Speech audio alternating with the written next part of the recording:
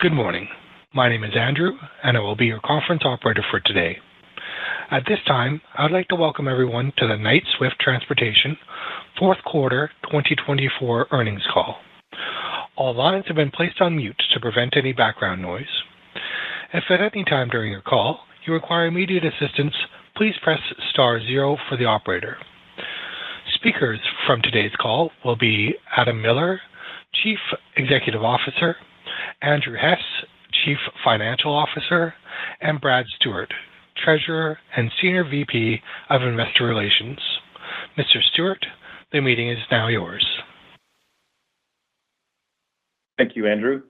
Good afternoon, everyone. Thank you for joining our fourth quarter 2024 earnings call.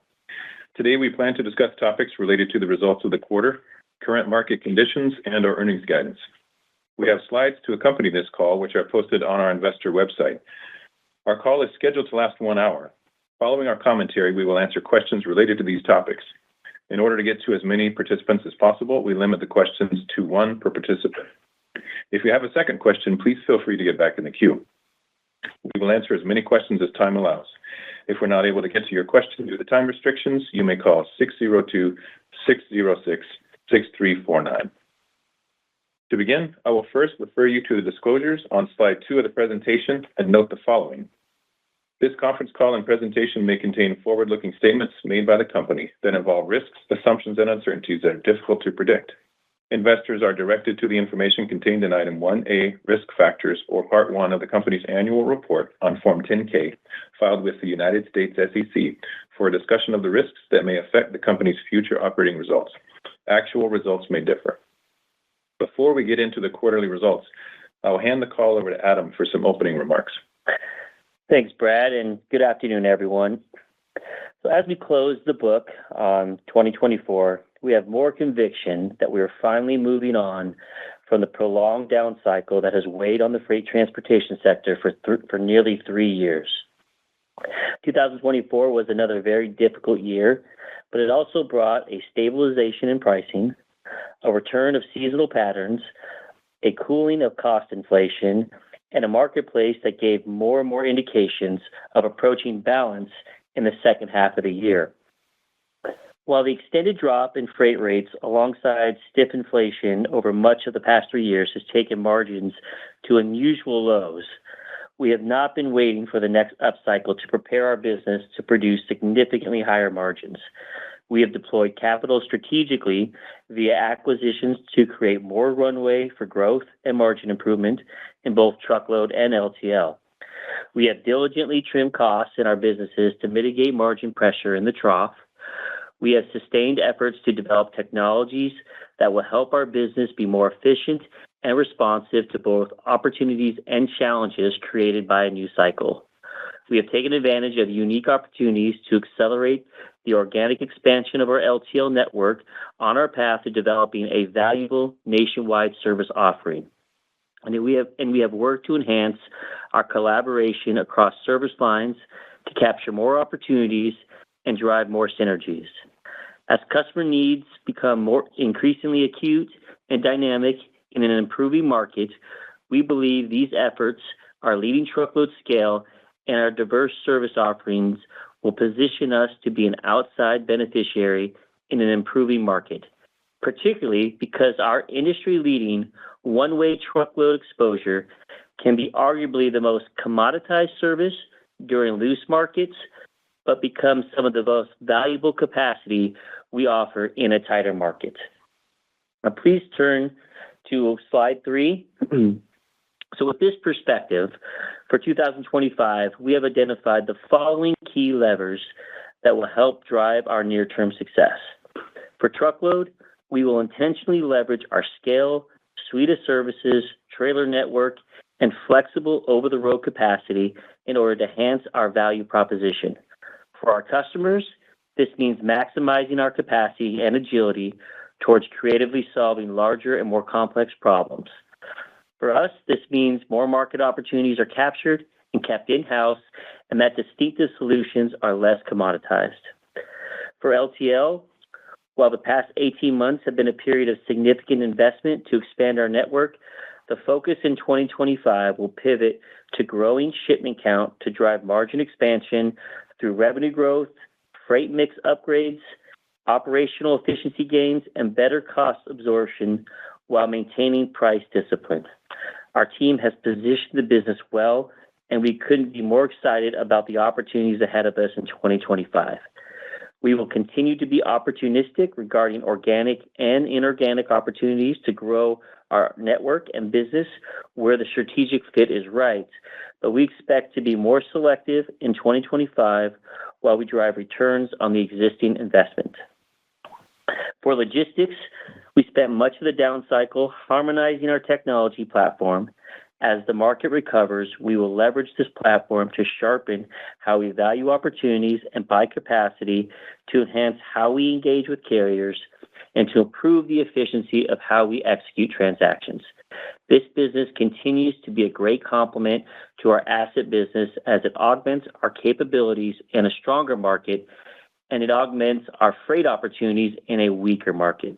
It also affords us the ability to better utilize our trailer assets to enhance returns through our power-only service. For intermodal, we have been grinding on improving our volumes, cost structure, network balance, and customer diversification, and have made meaningful progress in a weak pricing environment. For 2025, our focus will be on gaining market share through the bid season to improve network balance and enhance asset efficiency on a path to profitability. And for our customers, we will continue our path towards developing a unique ability to service freight needs. With several large national truckload brands with unique networks and trailer capacity, we have the capabilities to solve acute challenges and support projects by leveraging capacity across our network. We are also refining our capabilities to leverage our national offering in both full truckload and LTL to support our customers, and our conviction on the synergy opportunities is just as great as it has ever been. And now I'll turn it over to Brad to kick off the overview of the quarter. Thanks, Adam. The charts on slide 4 compare our consolidated fourth quarter revenue and earnings results on a year-over-year basis. Revenue, excluding fuel surcharge, decreased slightly by 0.9%, and our adjusted operating income improved by 127%, or $59.4 million, year-over-year. GAAP earnings per diluted share for the fourth quarter of 2024 were 43 cents, and our adjusted EPS was 36 cents. Our consolidated adjusted operating ratio was 93.7%, which was 350 basis points better than the prior year and essentially flat sequentially. Our results were positively impacted on a year-over-year basis by our closure of the third-party insurance business in the first quarter, as this business generated a $71.7 million operating loss in the fourth quarter of the prior year. This positive impact was partially offset by a $6.5 million increase in net interest expense and a $5.4 million decrease in gain on sale year-over-year. Also, the effective tax rate on our non-GAAP results decreased 5.8 percentage points year-over-year. The effective tax rate for the fourth quarter came in lower than previously projected, primarily as a result of realizing greater discrete benefits upon filing our state returns and more favorable apportionment results than previously estimated. Additionally, our GAAP results include an $8.1 million impairment charge and a $36.6 million benefit for a mark-to-market adjustment related to certain purchase price obligations associated with the acquisition of U.S. Xpress, both of which are excluded from our non-GAAP results. Moving on to slide 5. Slide 5 illustrates the revenue and adjusted operating income for each of our segments for the quarter.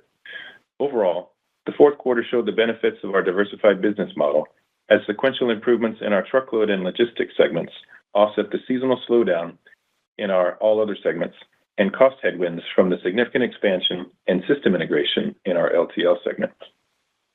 The market in the fourth quarter largely played out as expected. Hurricanes Helene and Milton disrupted freight volumes for the first half of October, particularly for our U.S. Xpress truckload and AAA Cooper LTL brands based in the Southeast. Aside from this, some seasonal project activities and pockets of incremental demand for truckload services occurred through Black Friday and generally wound down in mid-December. Truckload freight market conditions have not been consistent across regions or across our various brands, but the fourth quarter brought more signs of a market that is getting healthier. we noted improved customer sentiment, seasonal spot rate progression, further capacity erosion, and early bid season activity that aligns with our outlook for contractual rate improvement. Also, the responses to weather disruptions thus far in early January are further signs that the marketplace is growing more balanced. While general demand levels in the LTL market faded a bit in recent months, pricing trends held strong, though industrial production has languished for some time. Our LTL business continues to achieve volume growth and steady rate improvement as we extend the reach of our network and capture new volumes, with this segment growing to represent 17% of our revenues in the quarter. Now I'll turn it over to Adam to discuss our truckload segment on slide 6. Thank you, Brad.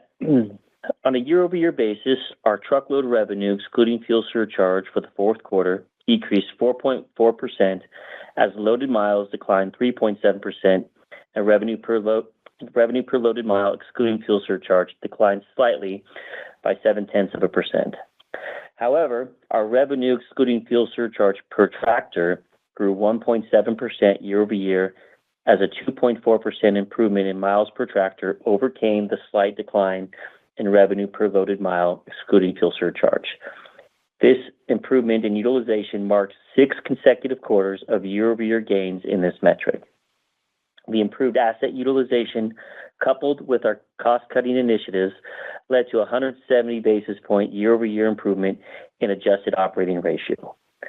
On a sequential basis, revenue per loaded mile, excluding fuel surcharge, and miles per tractor each increased 1.1%, driven by seasonal project opportunities. The improvement in rate and progress on cost-cutting initiatives led to a 430 basis point sequential improvement in the adjusted operating ratio in our legacy truckload businesses and a 100 basis point improvement at U.S. Xpress. Our spot exposure remained relatively consistent with the third quarter, and our average spot rate remained higher than our average contractual rates. Now on to slide 7. On slide 7, we cover our LTL segment. The LTL market saw slightly less supportive demand trends than truckload for the fourth quarter, though pricing trends held strong. We are still experiencing shipment growth and steady rate increases in our business, partly aided by our expanding network that allows us to offer our services on more lanes to new and existing customers. Our LTL business grew revenue, excluding fuel surcharge, 20.2% year-over-year, as shipments per day increased 13.3%, which includes our acquisition of DHE. Revenue per hundredweight, excluding fuel surcharge, increased 9.6% year-over-year. Our weight per shipment declined 2.8% year-over-year, but inflected positively in Q4 compared to Q3. The adjusted operating ratio was 94.5%, and adjusted operating income declined 54.9% year-over-year due to startup costs and early-stage operations at our recently opened facilities, as well as the costs for the DHE system integration, which we completed just over 3 months after the acquisition. The cost to integrate DHE into our systems and network were higher as a result of the speed with which we sought to complete this initiative and for our efforts to avoid volume and service disruption in the transition. It took roughly 11 months to do a similar transition following the MME acquisition in 2021, and we wanted to complete the integration much faster in this case due to the strategic importance of adding the Southwest and particularly California to our network coverage. Our pace of expansion is also a headwind on margin as facility, startup, staffing, and equipment positioning costs all occur before revenue ramps. The margin drag has proven greater than we anticipated, largely due to the scale of the change. With 51 locations and over 1,400 doors added in 2024 alone, this represents over 40% growth in locations and over 30% growth in doors for the year. Our significant network growth rate is a function of the unique opportunities in the marketplace to attain properties over the past 18 months, as well as our desire to extend the reach of our service offering as soon as we were able to in order to pursue volume in the corresponding coverage areas as bids are conducted. Further, some of the margin headwind came as we put a priority on maintaining service levels and onboarding new customers during the network expansion and the integration of DHE as a form of investment in customer satisfaction with an eye toward ongoing bid opportunities as we grow. We expect the majority of the DHE integration costs do not extend beyond the fourth quarter, and that we will begin to make progress reducing the margin drag from the network expansion in the second quarter as bid season progress begins to be realized in our results. We are excited about the opportunities ahead of us, some of which have already begun to materialize. Now I'll turn it over to Andrew for slide 8. Thanks, Adam. The logistics market saw spot rates improve early in the quarter with the hurricane and port strike disruptions. And this strength was generally sustained with a seasonal build through the quarter. This tightening of the market drove a 12.3% improvement in revenue per load year over year, but put pressure on gross margins in advance of corresponding contractual pricing improvements. We maintained our disciplined approach to pricing while growing revenue 17% and adjusted op income 34.6% sequentially. The adjusted operating ratio of 93.7% improved 80 basis points over the third quarter. Revenue increased 2.1% year over year as the increase in revenue per load offset a 9.9% decrease in load count. As discussed last quarter, the logistics market continues to see a number of shippers allocating more of their contractual business to asset-based providers. Historically, as the truckload market tightens, we have seen our logistics business experience outsized growth, particularly due to the collaboration with our asset-based businesses, and we expect that trend to continue into 2025 as the market improves. We continue to leverage our power-only capabilities to complement our asset business, build a broader and more diversified freight portfolio, and to enhance the returns on our capital assets. Now on to slide 9.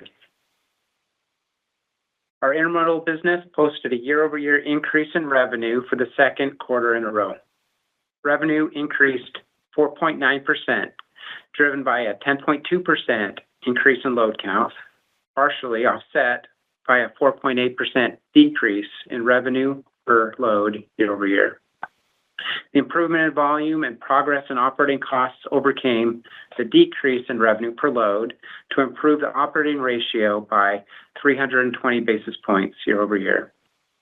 After getting off to a rough start with the recent hurricanes negatively impacting volumes early in the quarter, the monthly progression of volumes held up better than in the previous year. We remain focused on executing our strategy of diversifying our business mix, building density, reducing empty moves, and reducing cost. We expect ongoing progress in these areas should make this business profitable in 2025. Now on to slide 10. Slide 10 illustrates our all other segments. This category includes support services provided to our customers, independent contractors, and third-party carriers, such as equipment sales and rentals, equipment leasing, warehousing activities, insurance, and maintenance. For the quarter, revenue declined 36.4% year over year, largely as a result of winding down our third-party insurance business in the first quarter. On a sequential basis, the decline in revenue and operating income reflected the typical seasonal patterns associated with our warehousing business. The $15.9 million operating loss within our other segments is primarily driven by the intangible amortization and also includes a loss in our warehousing business. Additionally, in the quarter, we successfully transferred the remaining risk from the third-party insurance business to another insurance company, similar to the transaction we executed in the first quarter. The cost of this transaction is included in these operating results. On slide 11, we've outlined our guidance and key assumptions, which are also stated in the earnings release. Actual results may differ from our expectations. Because we anticipate a gradual recovery in market conditions in 2025, these adjusted EPS ranges reflect expected seasonality and a steady improvement in existing market conditions. Based on these assumptions, we expect our adjusted EPS for the first quarter of 2025 will be in the range of 29 to 33 cents, and our adjusted EPS for the second quarter of 2025 will be in the range of 46 to 50 cents. The key assumptions underpinning this guidance are listed on the slide, but I won't cover them in detail. In summary, we project truckload operating income to decline sequentially into the first quarter in keeping with normal seasonality, though we anticipate the degree of decline will be mitigated by contractual pricing improvements through bid activity. Thereafter, we expect seasonal improvement in truckload volumes and utilization, as well as rate progress through bid season. We'll lift earnings in the second quarter. For LTL, we expect seasonal improvement and a lack of system integration costs to lead to a sequential improvement in earnings in the first quarter. Seasonal trends and progress in growing volumes should further drive earnings and margin growth in the second quarter. I want to point out that while our expectations for the earnings in the all other segments is lower than what we previously projected, we are also reflecting in this guide a change in the cadence of the quarterly revenue and income profile in our warehouse business, which will bring a smoother allocation of earnings across the full year. This concludes our prepared remarks, and before I turn it over for questions, I want to remind everyone to keep it to one question per participant. Thank you, Andrew. We will now open the line for questions. Your first question is from Todd Wadewitz from UBS. Please go ahead. Yeah, good afternoon. Wanted to see if you could maybe offer a little more perspective on some of the key assumptions. It's a pretty meaningful move up in 2Q versus 1Q. Is there kind of greater traction on LTL because more of the costs fall out? Or is that more 1Q versus 4Q? And then I guess in terms of just how much pricing do you expect and how much lift in 2Q from the view on contract rates? So I think really just some more perspective on, what's assumed in the 2Q guide. Thank you. Yeah, sure, Tom. I'll touch on that, and if Brad and Andrew have anything to add, feel free to jump in here. I won't go, into great detail here, but I think when we think about the lift from Q1 to Q2, I think it's just normal seasonality on the truckload business from Q1 to Q2, and just building a little bit more momentum in the market, and we're expecting the bid season to be favorable from a contractual rate standpoint. And so we'd expect some of those rate increases to begin to be implemented in Q2, and that should translate to an improvement in the operating ratio really across, all of our truckload businesses. And then you hit it as well on the LTL front. Q1 will be largely improved because we're kind of putting the DHE integration costs behind us.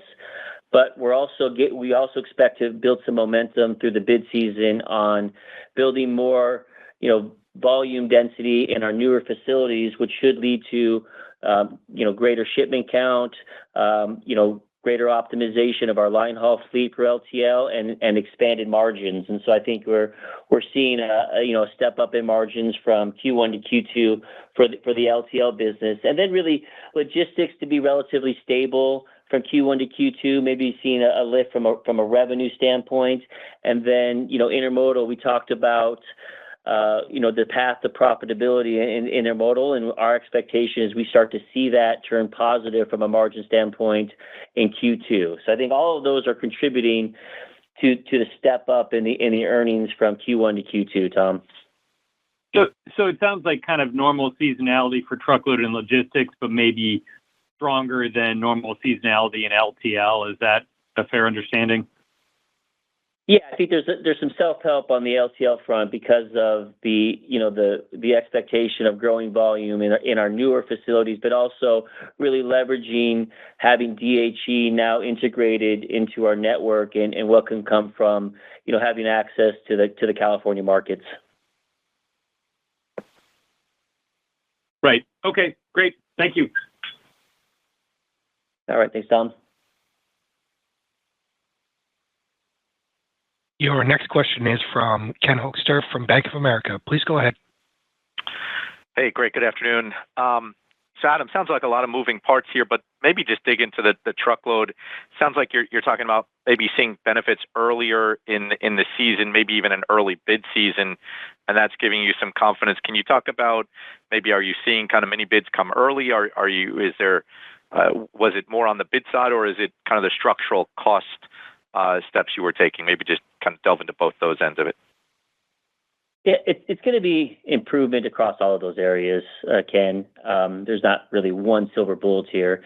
As I was noting on the bid season, it's really following its normal pattern. I don't think it's moving any sooner than it normally would. I think what I would touch on is just the early wins we're seeing, or the early indications we're seeing from the bid season, is that our customers understand that rates most likely are heading up.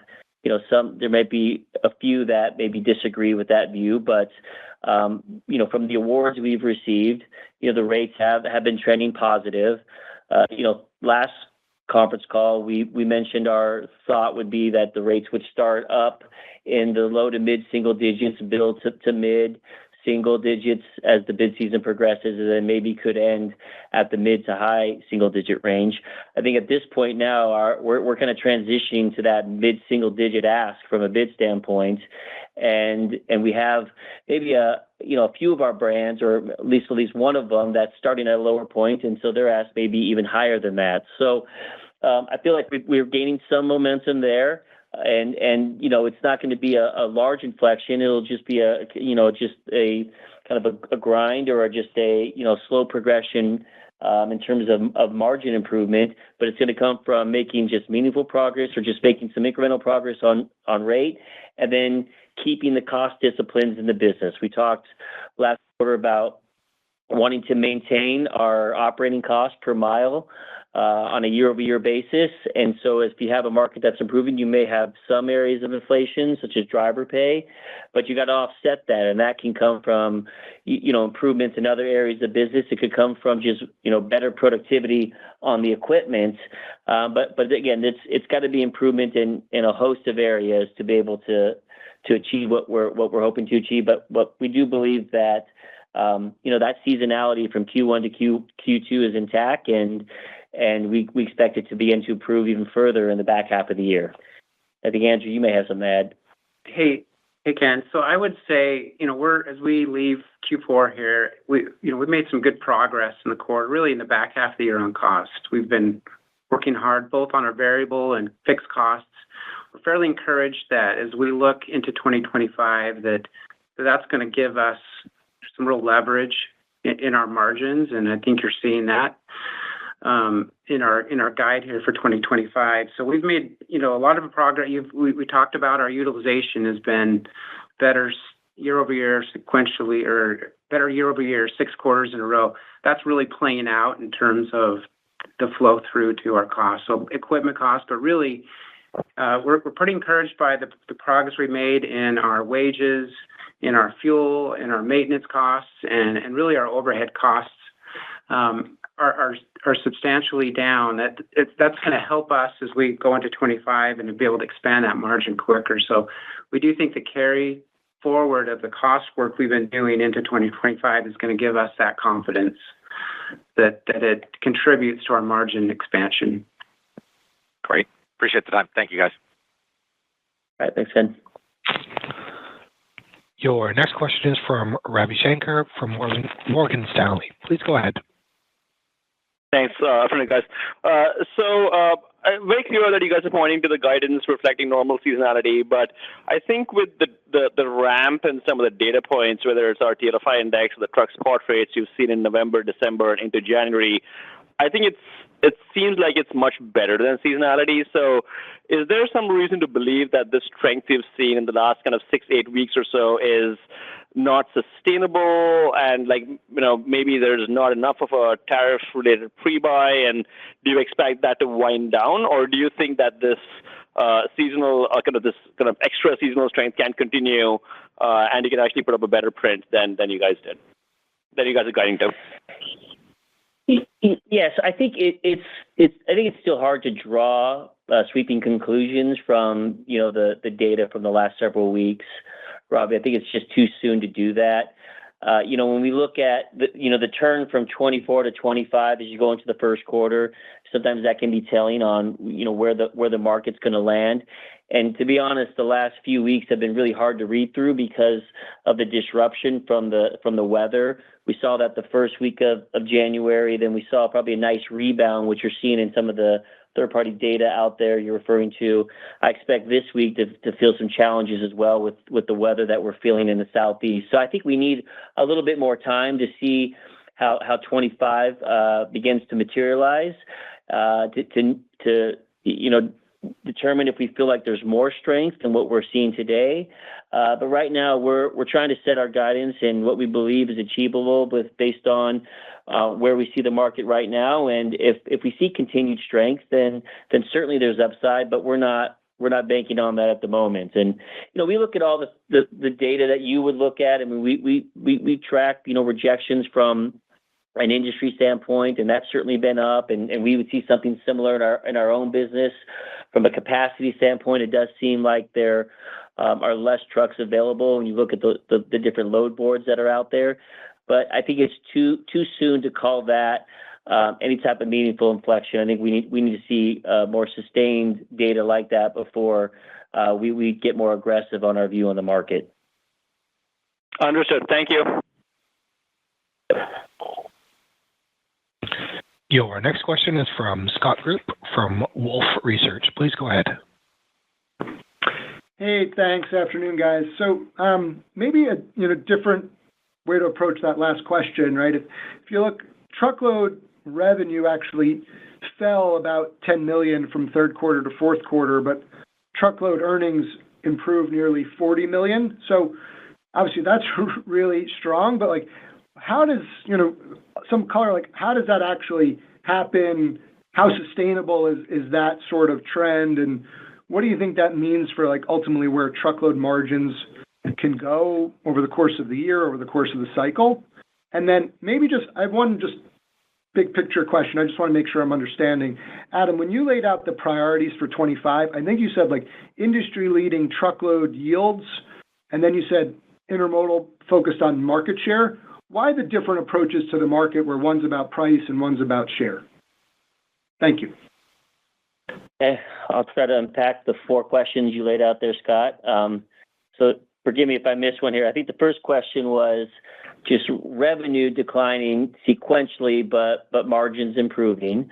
I think there's a couple pieces of that. Certainly in the fourth quarter, you're going to have disruptions that naturally occur from the holidays. So your Thanksgiving, Christmas on a Wednesday isn't ideal. And so you'll see a drop in your productivity of your assets over those periods of times, which usually leads to, there's a risk that you have, a step down in revenue there. But we did see yield improve over that period from third to fourth. From a pricing standpoint, and then we continue to make progress on the cost side of our business, and so ultimately that's what led to the improvement in the margin. And when we think about our approach, truckload versus intermodal, we're not opposed to growing truckload. We certainly want to grow volume, and we believe that we have an opportunity to do so. But I don't think that it has to be the major driver to become more profitable in truckload. I think there's going to be opportunity to pick up rate and for us to still have opportunities to manage our costs. But if there's market share to pick up, we certainly will. On the intermodal front, we still have so much latent capacity from a turn standpoint on our containers, where we do need to grow market share there. We do need to grow the volume there to compete from a overall margin standpoint with the better players out there in the market.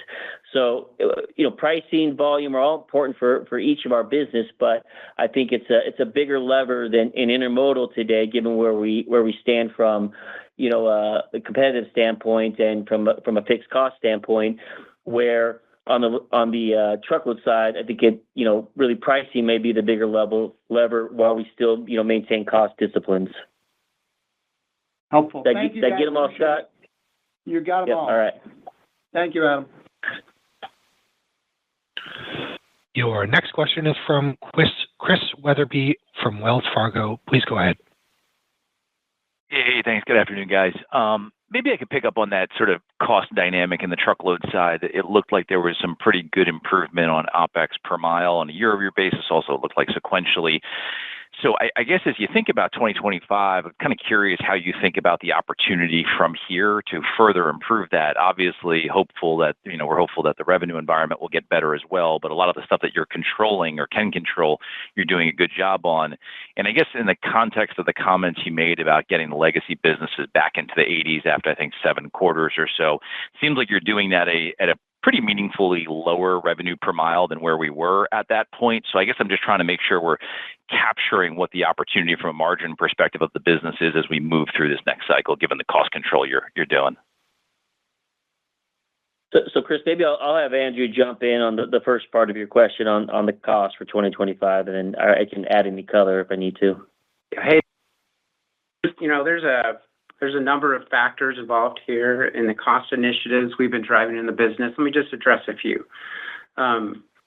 We've made a lot of improvement in our utilization of our assets, both on the trailer and the tractor side. Yet we believe there's a lot of runway ahead of us in this regard.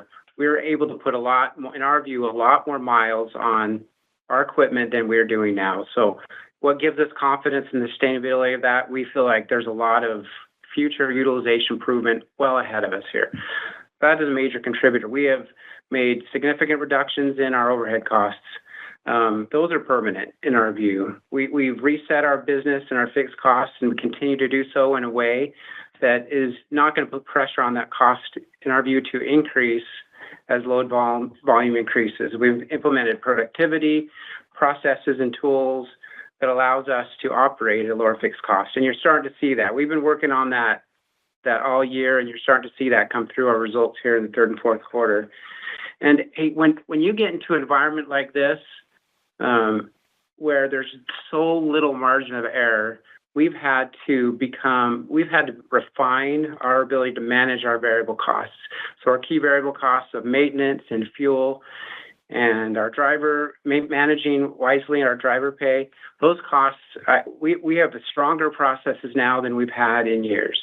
And so fundamentally, we've sharpened our process, our focus on cost management in a way that is fundamentally how we operate. But certainly this market has caused us to become even more focused on it. So when we think about 2025, we don't see any reason why any of those initiatives we've driven will revert on us. So we're going to continue to put pressure to manage our costs down, and so we think that gives us confidence about the margin expansion expectations of our business. And Chris, you asked about where margins can go. We believe we can get back to how we've typically performed on the truckload side throughout cycles, where in the very best times, when you're over the road, kind of full truckload capacity, that's irregular route is the most valued. I mean, and which is really where we're still invested in, where many of our peers, many people in the market have moved away from that. That can operate in the upper 70s from an OR standpoint. And I don't see a reason why that can't be between all of our major brands, Knight, Swift, and U.S. Express. Now, in a kind of normalized market, which I don't think we're at yet, I think maybe that might be the case in 2026, is, operating in that mid-80s range. And then in a more difficult environment, you're in that upper 80s. I mean, really, that's how we would see kind of the normal cycle playing out. Now, obviously, this last cycle was the highs were much higher and the lows much lower. I don't see that. I don't expect to see that same type of volatility. I see us getting back to kind of how we've operated these business historically. And that's just on the truckload side. Yeah, on the LTL side, we don't see that being as volatile, right? Our goal is to grow this business, but make incremental improvement in the operating ratio year after year, just like others in the space who really were building out their nationwide network have done. 2024 was a big investment year for us. It was an opportunity we just couldn't pass up to be able to pick up a lot of new properties and also an acquisition that really gave us access to the Southwest. So put more pressure on the margin than we would like, but hey, we would do it all over again because we feel like it really puts us in a great position going into this bid season and from a long-term standpoint, building out a real solid nationwide network that has good margins. Helpful color, guys. Thank you. Yep. Your next question is from John Chappell from Evercore ISI. Please go ahead. Thank you. Thanks for that last answer, Adam and Andrew. If you could just take that one step further then as it relates to intermodal and logistics. It sounds like you've done a lot of initiatives that you can control, you think, Andrew, through cycle. Are the logistics and the intermodal businesses just different, whether it's the imbalances or the overcapacity, the cutthroat competition in logistics, or are you implementing the same types of things in those business lines where you can see, kind of how Adam laid out the TL and maybe the LTL aspirations at the strong part of the cycle? You can see the same type of move in those other two businesses.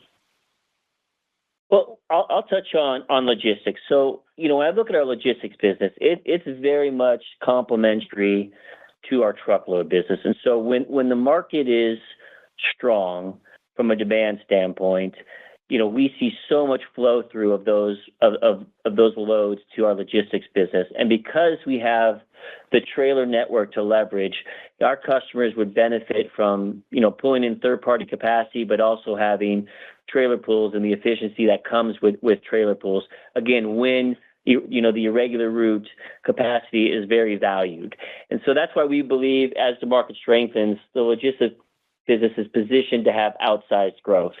Now, conversely, when the market loosens or becomes, there's more supply out there than demand, well, we shift more of that volume from logistics to our truckload business to support the truckload business where we have capital assets and you have drivers counting on a paycheck. So our logistics can be a little bit more volatile than just your standalone, non-asset logistics business would. But we have price discipline, and that comes from being part of an asset-based business, and we always maintain profitability. Now, the OR does move, in different environments, but we maintain profitability, throughout the cycles, and we would continue to do that. And hey, with the U.S. Xpress acquisition, that logistics business has done really well. We're harmonizing the platform that we use between all of our logistics brands. And I think that gives us more continuity on sharing loads, sharing opportunities, buying effectively, vetting the right carriers. And so we're bullish on logistics when truckload is healthy. And I think that bodes well for us and also really supports our customer. On the intermodal front, that operates a bit differently. There's not as much overflow from truckload business to intermodal because it's a different lane, typically a different price point. And so that's a business where we really enjoy, I think, better partnerships with the rail partners we work with, and we have contracts that allow us to be a little bit more nimble as we navigate markets. And we were in a tough spot a year and a half ago.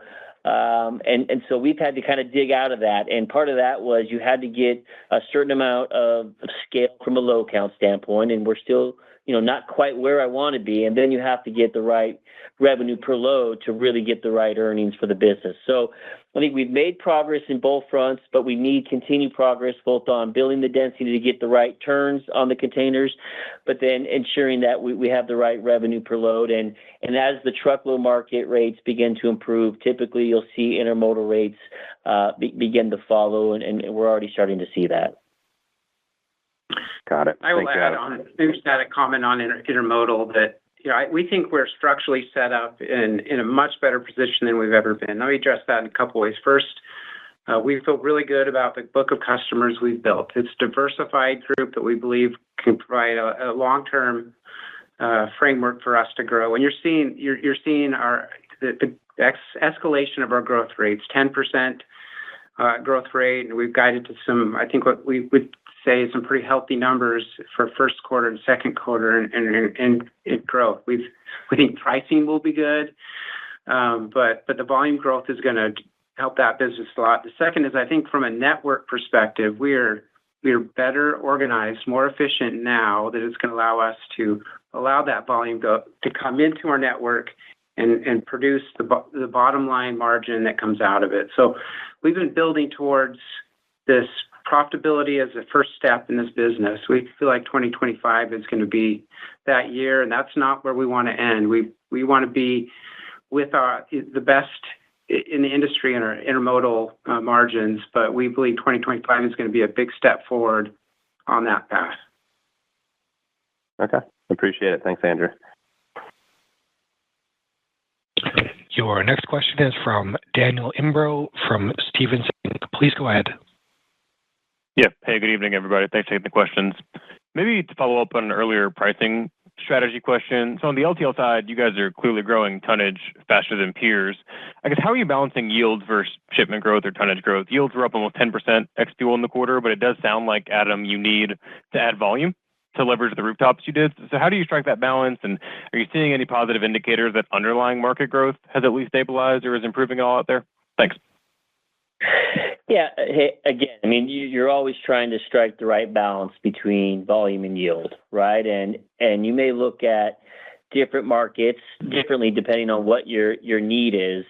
And, when you open up a new facility, and, you kind of start off with volume coming from the 3PLs because you typically have, API connections. It allows you to kind of start to flow business through those terminals. And that may not be the highest yield business to start, but it gives you a nice, starting point to start to flow freight through those terminals.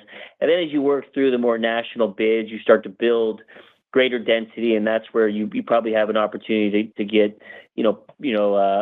business that's kind of priced more towards the market and where you want to be. So, the way we look at it is, pricing still trends in that mid-single digit, increases as we do renewals in LTL, and we want to remain disciplined there. But I think just indications from the customers that we have existing in our network is that when the bids come out and now we have new territories that we can serve, they're very interested and they have a great desire to get us into those areas. And we've already had some commitments that haven't been implemented yet, but will be implemented kind of late first quarter into second quarter. We have a lot of interest in the DHE business. We actually had to kind of slow it a little bit just to make sure the integration was done effectively. So we have no plans to discount our pricing to win volume. We want to remain disciplined, and we think we're priced very fairly. If you look at the Mastio survey, I think our pricing does look very favorable to most. So I think we have an opportunity to maintain disciplined pricing and grow, the volume that we need to really start to gain some traction and to start to optimize, some of these these new terminals that we've opened up. Thanks. Your next question is from David Hicks from Raymond James. Please go ahead. Hi, guys. Thanks for taking the question. I kind of wanted to hit on the LTL segment as well, particularly around your growth into the Northeast to kind of fill out the national network. We've heard some commentary on some deals taking place among regional LTLs in that region, kind of expanding on their own with some overlap in your existing geographies. Does that kind of limit the acquisition targets in the region, given kind of more of a need to divest assets if you were to go after those, and kind of make you more prone to grow via select terminal expansion and kind of gradually expand into the region as opposed to kind of a platform and an M&A deal that we've seen with Dependable? Yeah, look, I don't think we want to go into great detail, on specific targets. I think we look at the Northeast as we have a couple options there. I mean, we could go an approach of organic completely in there to take us probably longer to do so, but that's certainly an option that we could explore and is certainly actionable. We believe there is a pathway from an M&A standpoint to at least get a nice foothold in the Northeast. And yeah, we don't, overlap isn't the, ideal, but it's not the end of the world if you have to make some adjustments because of overlap. I don't think that would prevent us from moving on, a partnership with a company out there that really helps us gain a strong foothold in the Northeast. And then, hey, after if you do a deal, you may still have some organic growth beyond that, or there could even be another smaller deal you tuck in. You kind of, we have a couple different pathways that we would look for. Right now, we have, a lot that we're digesting with DHE and the new facilities. Certainly we know the Northeast is the kind of the next big area to take on, but right now we're kind of working on optimizing what we currently have, and hey, when we get to a point where we think it makes sense to start exploring what those options could be, then we'll do so. But right now we still feel like we have several options on a pathway to building out into the Northeast. Awesome. Thanks, Adam.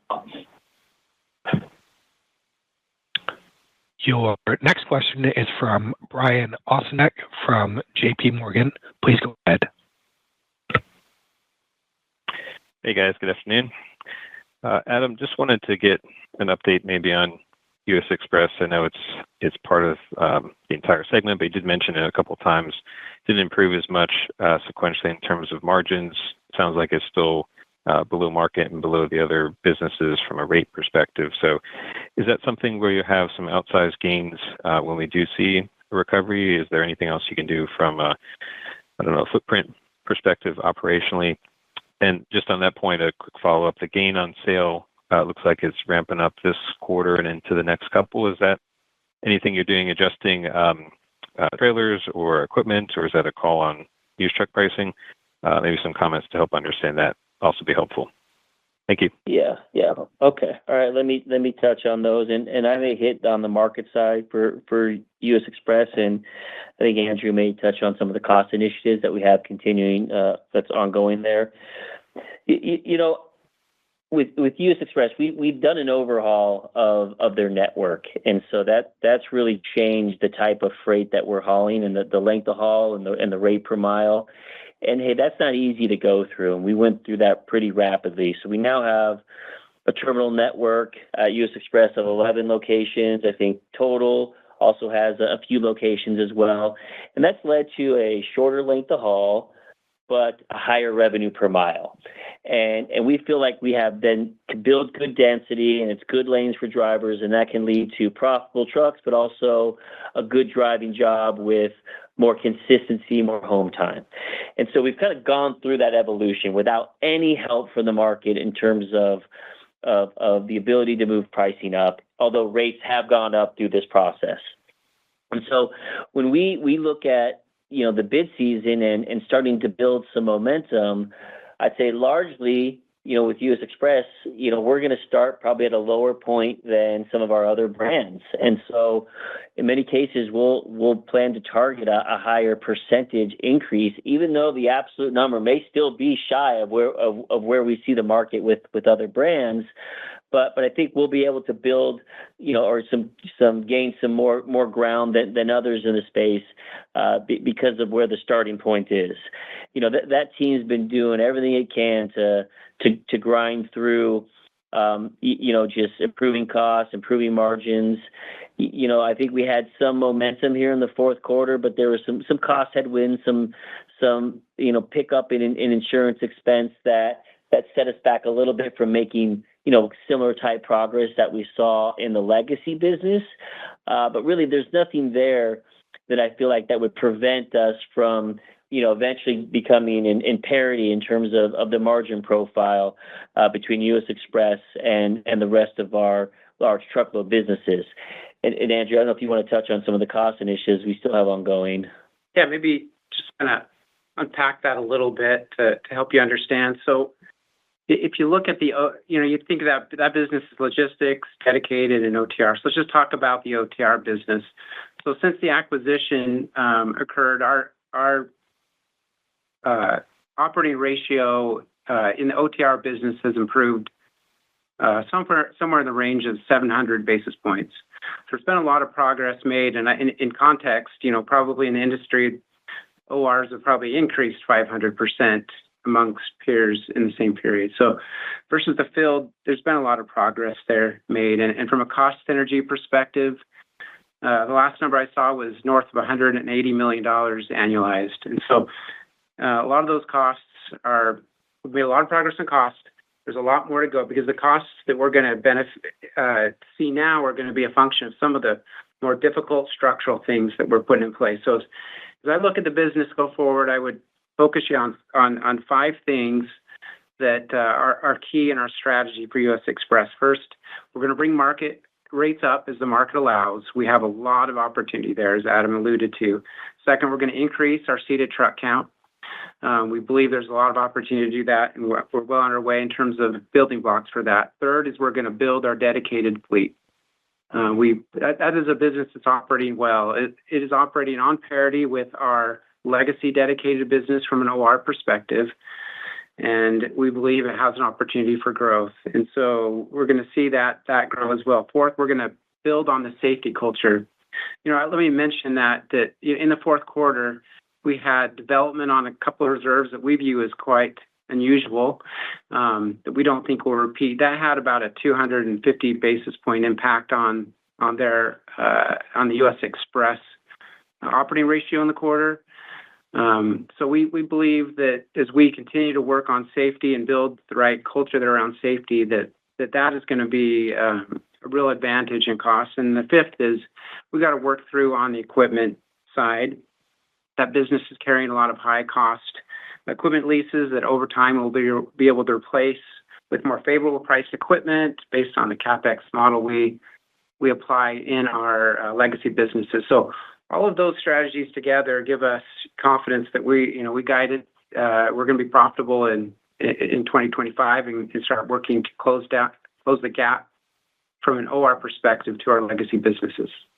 And Brian, just to hit on the last question on gain on sale, we've gone through a big initiative to really right size our trailer to tractor ratio, and that's ongoing.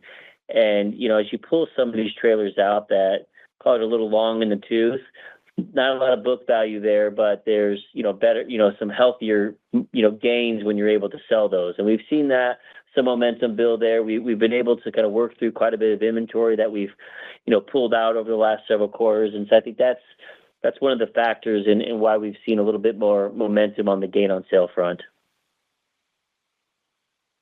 All right. Appreciate all the details. Thank you, guys. Your next question is from Bascom Majors from Susquehanna. Please go ahead.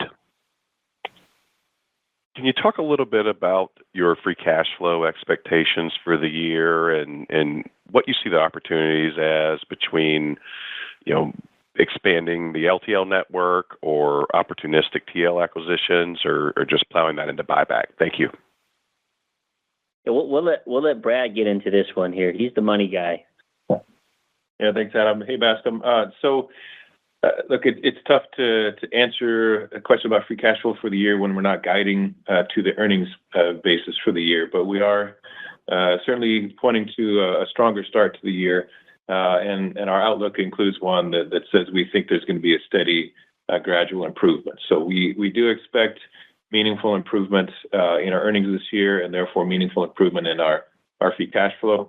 You saw the CapEx guide that we gave. That's a manageable number relative to the size of this business. I think we've made some conservative assumptions there. It's basically the larger majority of that is maintenance CapEx. There's just only about 20-25% representing growth. Some of that being on the real estate and facility side, not necessarily all equipment. But and any of that would be largely weighted towards the LTL business, kind of as you alluded to.